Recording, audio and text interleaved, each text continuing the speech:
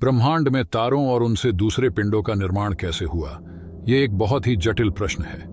इसी से जुड़ा सवाल है कि हमारी पृथ्वी का निर्माण कैसे हुआ था।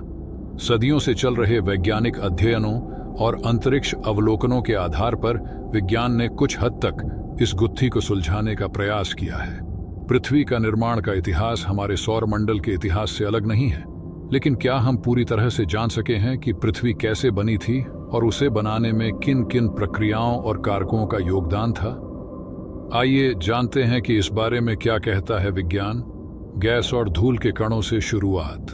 अरबों साल पहले मिल्की वे गैलेक्सी के एक कोने में गैस और धूल का बादल घूम रहा था।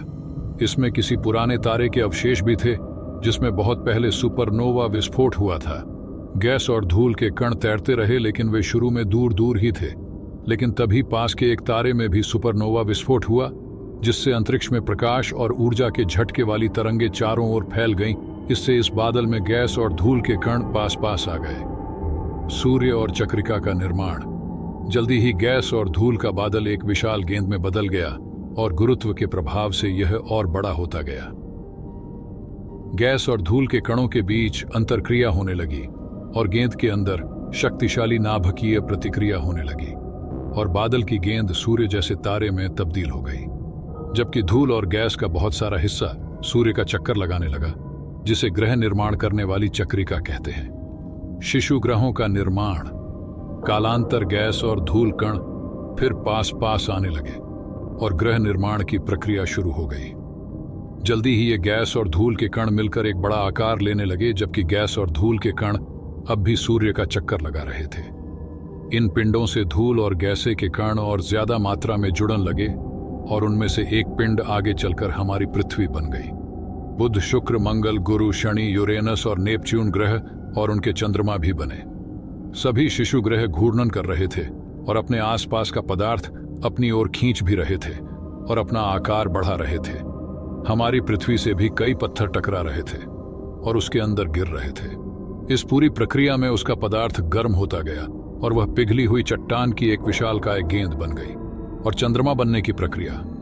इसी बीच एक और बड़ी घटना हुई और पृथ्वी एक और विशाल पिंड टकरा गया, जिससे पृथ्वी तो और ज्यादा बड़ी हो भी गई, लेकिन इससे एक टुकड़ा भी दूर अंतरिक्ष में तैरने लगा, जो बाद में हमारे ग्रह का एकमात्र प्राकृतिक उपग्रह चंद्रमा बन गया।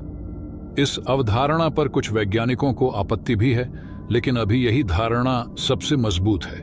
उस समय की पृथ्वी में ज्वालामुखी बहुत ज्यादा थे। पृथ्वी का ठंडा होना। धीरे धीरे पृथ्वी ठंडी होने लगी, लेकिन इसमें बहुत समय लगा।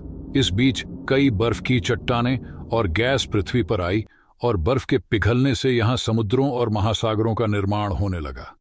पृथ्वी के ठंडा होने की प्रक्रिया लंबे समय तक जारी रही और पृथ्वी की ऊपरी परत ठंडी होकर ठोस हो गई, जबकि गहराई में पिघली चट्टानें गर्म ही रहीं।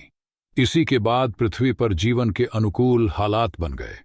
वायुमंडल, महासागर, धरती पर पेड़ पौधे आदि से जानवरों और अन्य जीवों का विकास हुआ। इस दौरान पृथ्वी में महाविनाश की घटनाएं और कुछ चरम मौसमी बदलाव की घटनाएं भी हुई, जिससे कई तरह के नए प्रजातियां का आगमन हुआ। इस बीच डायनासोर आए और खत्म भी हो गए।